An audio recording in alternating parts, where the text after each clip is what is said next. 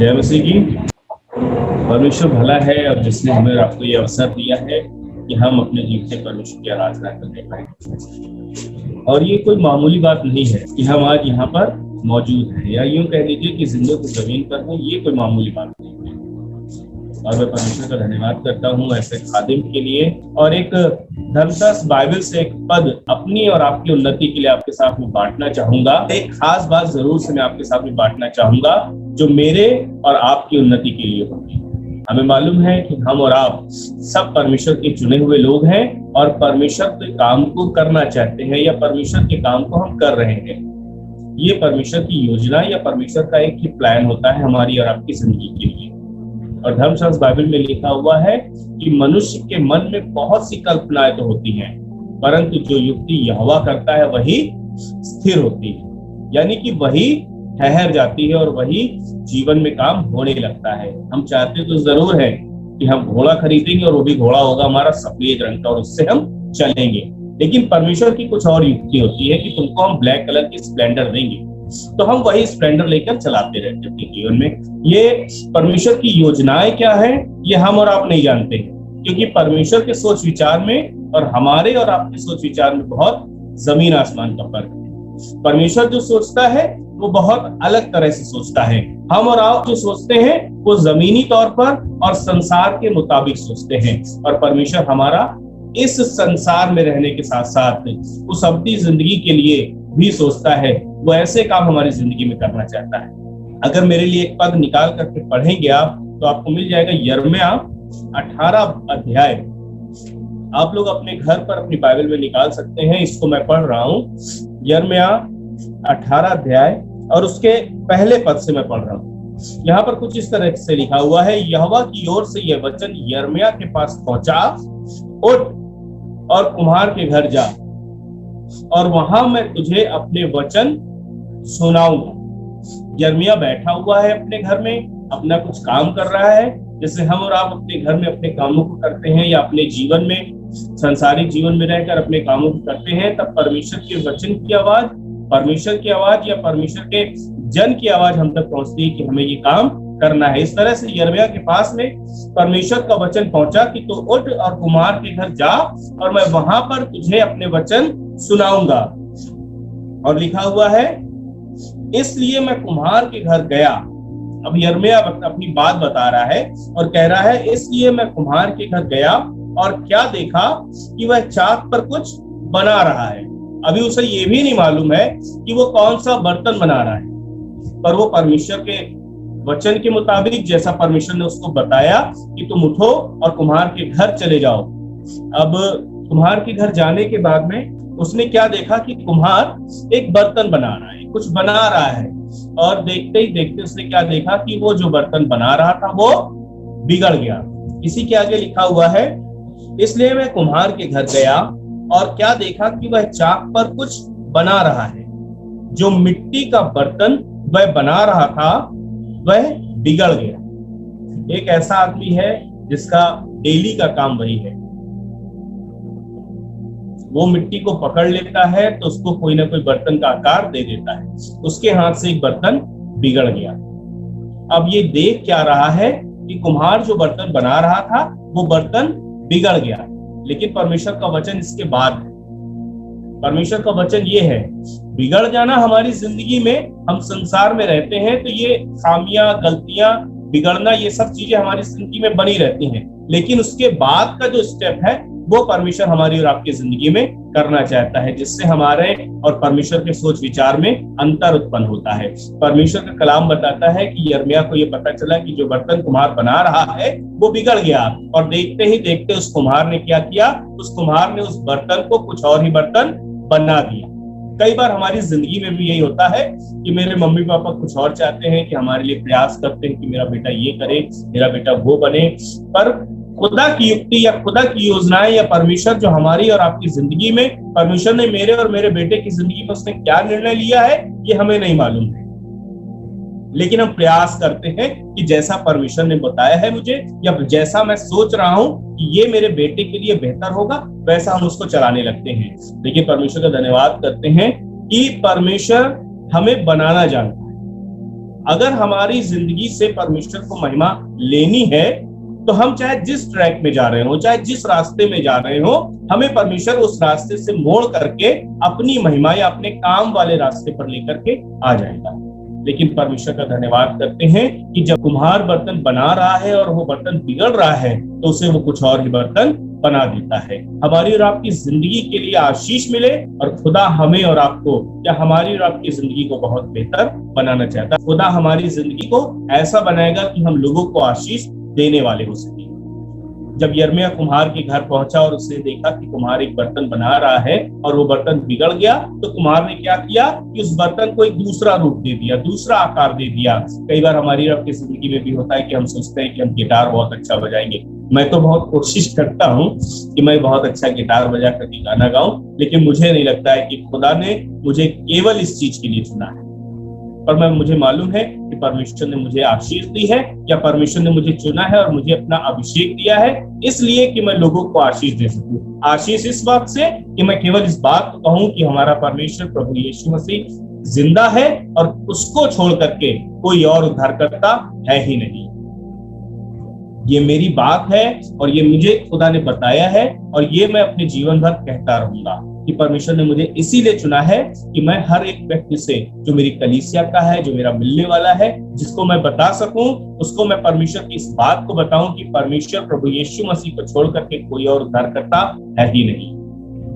हमारा बर्तन या हमारी जिंदगी ऐसी होनी चाहिए कि हम लोगों को आशीष दे सकें। जब इस कुम्हार ने एक बर्तन बना रहा था जो बिगड़ गया, अब उसने दूसरा आकार दे दिया। और धर्मशास्त्र बाइबल में लिखा हुआ है कि बर्तन भी कई तरह के होते हैं। हमारी और आपकी जिंदगियां भी कई तरह की होती हैं। हमारे और आपके काम परमेश्वर के लोगों के लिए या परमेश्वर के लिए भी अलग अलग है। कुछ लोग केवल परमेश्वर से प्रार्थना करने के लिए बने होते हैं कि हम प्रार्थना करेंगे और लोग चंगाई पालेंगे, हम प्रार्थना करेंगे तो लोगों की जिंदगी से दुख दूर हो जाएगा। कुछ लोगों को परमेश्वर ने इसीलिए चुना हुआ होता है और परमेश्वर ने कुछ लोगों को इसलिए चुना होता है कि तुम्हें सिर्फ चुप रह करके अपने खादिम की बात सुननी है।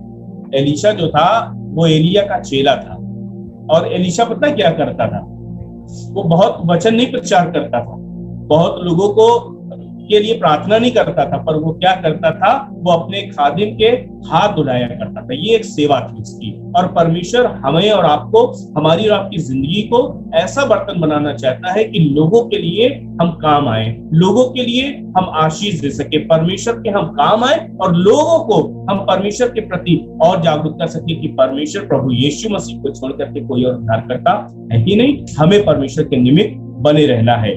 अगर आप पढ़ करके देखना चाहें तो आपको मिल जाएगा 2 तीमुथियुस 2 अध्याय और की 20 पद को पढ़ेंगे तो यहाँ पर कुछ परमेश्वर ने अपने खास बातों को लिखा हुआ है। अगर आप चाहें तो नोट कर सकते हैं 2 तीमुथियुस अध्याय 2 और उसके 20 और 21 पद को। यहाँ पर लिखा हुआ है, बड़े घर में न केवल सोने चांदी ही के पर काठ और मिट्टी के बर्तन भी होते हैं।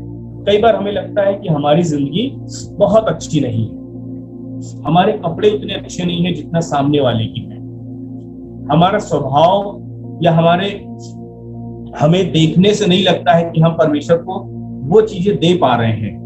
ये सिर्फ हमारे मन की बातें होती हैं, लेकिन परमेश्वर तो हमारे मनों को जांचता है। परमेश्वर तो हमारे मन की चीजों को देखना चाहता है कि हम अपने परमेश्वर के निमित्त किस तरह से आ रहे हैं, किस तरह के हृदय को लेकर के आ रहे हैं। परमेश्वर का कलाम बता रहा है कि हर बड़े घर में केवल सोने और चांदी ही के नहीं पर काठ और मिट्टी के भी बर्तन होते हैं। इसका मतलब है वहां पर हमारा भी स्थान है और हमारी कलीसिया के एक जन का स्थान है। वो बड़ा घर हमारे प्रभु यीशु मसीह का है, जहाँ पर सोने और चांदी के ही लिए नहीं, जो बिशप और बहुत अच्छी इबादत करते हैं, बहुत अच्छी प्रार्थना करते हैं, बहुत अच्छा गिटार बजाते हैं, केवल उनके लिए ही नहीं लेकिन उनके लिए भी जिनको लोग पूछना नहीं पसंद करते हैं, जिनको कहते हैं कि ये हमारे लायक नहीं है, लेकिन वो परमेश्वर के निमित्त बने रहते हैं, वो परमेश्वर के भवन में रहने के योग्य हैं। क्योंकि परमेश्वर का कलाम बता रहा है कि बड़े घरों में केवल सोने और चांदी ही के नहीं वरन काठ और मिट्टी के भी बर्तन होते हैं। और हमारा और आपका शरीर एक मिट्टी से बनाया गया है और परमेश्वर ने हमें अपना दम फूंका है, इसलिए क्योंकि परमेश्वर हमें और आपको एक ऐसा बर्तन बनाना चाहता है कि हम लोगों के लिए आशीष का कारण बने। जहां पर जाएं, जिस परिवार में रहें, वहां पर परमेश्वर के जन को या परमेश्वर के लोगों को आशीष दे सके, जिसलिए परमेश्वर ने हमें और आपको ठहराया है। मैं YouTube पर एक क्लिप देख रहा था सचिन क्लेव की। वो बताने लगे कि उसमें दिया हुआ था कि जो प्रभु यीशु मसीह के 12 चेले थे, उन्होंने किस तरह से प्रभु यीशु मसीह का प्रचार किया और प्रचार करते करते किस तरह से लोगों ने उन परमेश्वर के 12 चेलों को, प्रभु यीशु मसीह के 12 चेलों को किस तरह से मार दिया। जब मैं ये देख रहा था तो 11 चेले की बात ना करके मैं सिर्फ एक चेले की बात करूंगा, थोमा, जिसके लिए लिखा हुआ है कि थोमा जो कि साउथ साइड में भारतवर्ष में प्रचार करने के लिए आया था कि प्रभु यीशु मसीह ही परमेश्वर है और वही उद्धार करता है। उस थोमा के लिए लिखा हुआ है कि जब प्रभु यीशु मसीह तीसरे दिन मुर्दों में से जी उठा और लोगों ने यानी चेलों ने भी थोमा से कहा कि प्रभु यीशु मसीह जीवित हो गए हैं, तो थोमा कहने लगा कि मैं जब तक अपनी आंखों से देख ना लूं, जब तक मैं प्रभु यीशु मसीह को अपनी आंखों से देख ना लूं कि उसके पंजर में जो बाला भोंका गया था और जिसके हाथों में कील ठोकी गई थी, जब तक मैं उसे चेक न कर लूं तब तक मैं विश्वास नहीं करूंगा। ऐसे लोगों को भी परमेश्वर अपनी सेवा देता है, ऐसे लोगों को भी परमेश्वर इस्तेमाल करना जानता है। मैंने अभी आपको बताया कि वहां पर सोने और चांदी ही के नहीं वरन काठ और मिट्टी के भी बर्तन होते हैं। बहुत से खादिमों ने, बहुत से परमेश्वर प्रभु यीशु मसीह के चेलों ने बहुत सी बड़ी बड़ी सेवाएं की हैं, और इस थोमा के लिए लिखा हुआ है कि इसने संदेह करने के साथ साथ परमेश्वर को जब देखा तब कहने लगा, हे प्रभु, हे प्रभु। और प्रभु यीशु मसीह का जवाब था, अगर आप पढ़ना चाहेंगे तो आपको ये मिल जाएगा, यूहन्ना 20 अध्याय और उसके 24 पद में लिखा हुआ है कि थोमा कहने लगा, मैं जब तक तेरे हाथ की हथेली में जो कीलें ठोकी गई थी, जब तक उसे चेक न कर लूं या मैं जब तक उसे देख न लूं तब तक मैं विश्वास नहीं करूंगा। और प्रभु यीशु मसीह ने 20 अध्याय और उसके 29 पद में कहा है कि धन्य वे हैं जिन्होंने मुझे बिना देखे विश्वास किया है। कुछ ऐसे बर्तन भी हैं, जो कुछ ऐसे भी लोग हैं जो कहते हैं कि जब तक मैं कोई बड़ा चमत्कार नहीं देख लूंगा, बड़ा मेरिकल अपनी जिंदगी में या अपने परिवार की जिंदगी में नहीं देख लूंगा, तब तक मैं परमेश्वर को विश्वास नहीं करूंगा। लेकिन परमेश्वर का धन्यवाद करते हैं उन लोगों के लिए जो कहते हैं कि मैंने प्रभु यीशु मसीह पर विश्वास किया है, उस प्रभु यीशु मसीह पर जिसने मुझे छुटकारा दिया, जिसने मुझे जीवन दिया। जिस तरह से मेरी वाइफ अभी आपको टेस्टमनी बता रही थी, गवाही बता रही थी कि उनकी तबीयत बहुत खराब थी और भैया ने कहा कि मैं आकर के प्रार्थना करूंगा ताकि तुम पर परमेश्वर का अनुग्रह हो। केवल भैया ने ये बात बोली ही थी, उस समय तक भैया घर पर भी नहीं आए थे, लेकिन परमेश्वर ने अपना काम करना शुरू कर दिया था। परमेश्वर ने उनकी तबीयत को बिल्कुल ठीक कर दिया था। और ये परमेश्वर का काम होता है, ये परमेश्वर की योजनाएं होती हैं जो हमारे और आपके समझ के परे है कि परमेश्वर किस तरह से काम करना चाहता है। परमेश्वर के खादिम ने तो सोचा कि मैं जाकर के दुआ करूंगा और ताकि इनका जीवन, इनका घर, इनकी सारी चीजें सब ठीक हो जाए, लेकिन परमेश्वर कुछ और ही चाह रहा था। जैसे ही परमेश्वर के खादिम के मुख से ये बात निकली कि मैं तुम्हारे घर आकर के दुआ करूंगा, उसी वक्त से परमेश्वर ने उस घर में काम करना शुरू कर दिया। ये मेरे जीवन की गवाही है, ये मेरे परिवार के जीवन की गवाही है। और मैं यकीन जानता हूं कि हमारी कलीसिया के एक घर में, हमारी कलीसिया के एक जन में परमेश्वर का आत्मा वास करता है और परमेश्वर उसे प्रोत्साहित करता है कि हम एक दूसरे को विश्वास में बढ़ाते चले जाएं, एक दूसरे को प्रेम करते चले जाएं। सबोपदेशक में मैं पढ़ रहा था तो सब कुछ बातें व्यर्थ नहीं हुई। अगर आप सबोपदेशक घर पर अपने पढ़ेंगे तो जब पहले अध्याय से पढ़ना शुरू करेंगे तो वो कहने लगा कि मैं इसको भी चेक कर लेता हूँ, इसको भी एक बार टेस्ट कर लूं कि देखो इससे क्या लाभ होता है। मैं इस काम को करने से मुझे नहीं समझ में आ रहा कि संपूर्ण लाभ है, तो मैं फिर इस काम को टेस्ट करके देखता हूँ। जब आप उसको आगे पढ़ते चले जाएंगे तो एक जगह पर आपको ये मिलेगा कि मुझे सब कुछ मैंने देखा और सिर्फ ये जाना कि मनुष्य अपने जीवन भर परमेश्वर की आराधना करे और आनंद करे, इससे अच्छा कुछ और है ही नहीं। और परमेश्वर का धन्यवाद करते हैं कि परमेश्वर हमें एक ऐसा बर्तन बनाना चाहता है कि हम लोगों को आशीष दे सके, उन लोगों को जो हमसे जुड़े हुए हैं, उन लोगों को जिनको हमारी जरूरत है। धर्मशास्त्र बाइबल बताती है कि हमें और आपको परमेश्वर ने बनाया है।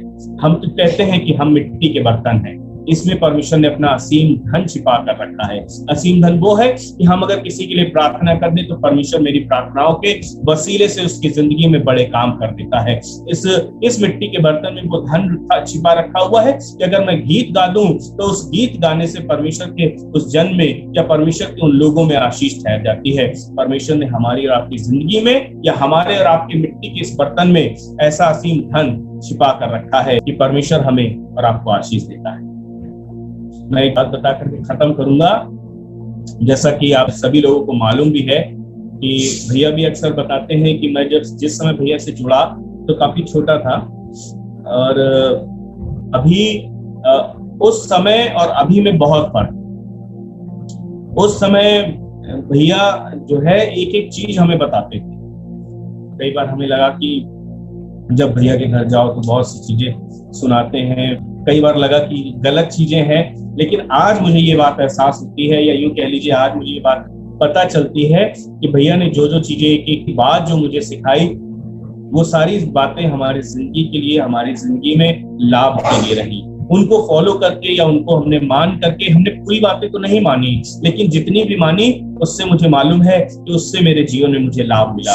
और मैं परमेश्वर का धन्यवाद करता हूँ कि ऐसे खादिम को परमेश्वर ने, प्रभु यीशु मसीह ने मेरी जिंदगी में रखा। मुझे या मुझ जैसी मिट्टी को एक ऐसे कुम्हार के हाथ में रखा जो बिगड़ने वाला था, बिगड़ जाता, लेकिन परमेश्वर का धन्यवाद करता हूँ कि परमेश्वर ने खादिम को, हाबिब भैया को इसी बात बताई, ऐसी चीजें सिखाई कि मुझे एक ऐसा बर्तन बनाया कि मैं लोगों को आशीष देने के लिए परमेश्वर के काम के योग्य बना। मैं परमेश्वर का धन्यवाद करता हूँ और मुझे यकीन है कि परमेश्वर के एक जन जो आज हमारे साथ में जुड़े हैं इस कलीसिया में, इस ऑनलाइन मीटिंग में, वो सब परमेश्वर के वो जन है जो लोगों को आशीष देंगे। हमारी प्रार्थनाएं, हमारी दुआएं खुदा सुनता है।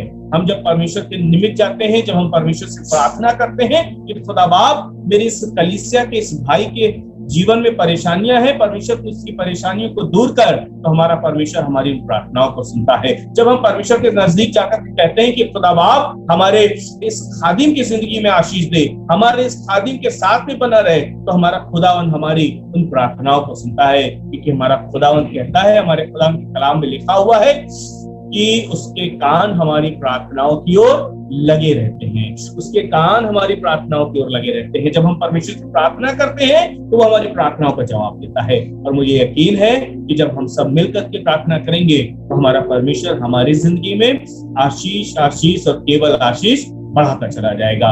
हमें अगर पता चले कि हमारे किसी भाई की जिंदगी में या हमारी किसी बहन की जिंदगी में कुछ परेशानी है, तो भले ही वहां जाकर के ना करें, एक बार उसे हेलो करें।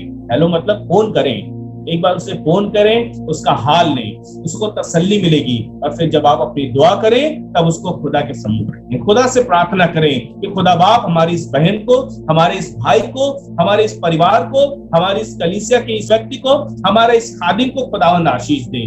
खुदा हमारे इस खादिम को इन समस्याओं से निकाल। हमें भी प्रार्थनाओं की जरूरत होती है।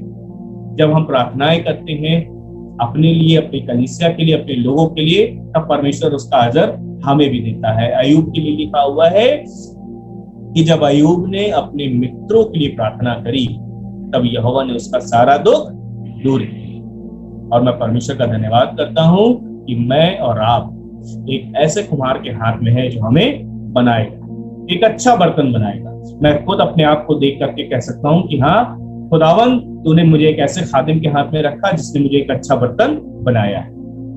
बहुत से लोग हैं जिस कलीसिया में जो अब अपने आप को कुम्हार के हाथों में दें, ताकि खुदावन का कलाम के मुताबिक कुम्हार उसे अपने हिसाब से बर्तन बनाए। अगर हम चाहें कि हम सुराही बनाए तो थोड़ा सा मुश्किल हो। अपने आप को एक मिट्टी के समान खुदा के खादिम के हाथों में सौंप दें और उसकी बातों को सुने, उसकी बातों को माने। कोई ये ना करे कि नहीं भैया ये नहीं, ये नहीं, ये नहीं, ये ना करे। हमारा परमेश्वर हमें चाहता है कि हमारा बर्तन, जो हमारी जिंदगी एक बर्तन है, इस बर्तन में लोगों के लिए आशीष हो। लोगों के लिए कैसी आशीष? जीवन की आशीष हो। जब हम बोले तो ऐसा बोले कि लोगों को जीवन मिलने वाला हो। हमारी और आपकी बात करने से लोगों को आशीष प्राप्त होने वाली। ऐसा ना करें कि चल दूर खड़ा हो जा, तो वो कहेगा कि इनकी जिंदगी से मुझे कोई लाभ नहीं हुआ। जब हमारी जिंदगी किसी को जीवन देने के लिए होगी, किसी को आशीष देने के लिए होगी, तब परमेश्वर भी हमें आशीष देकर चला जाएगा।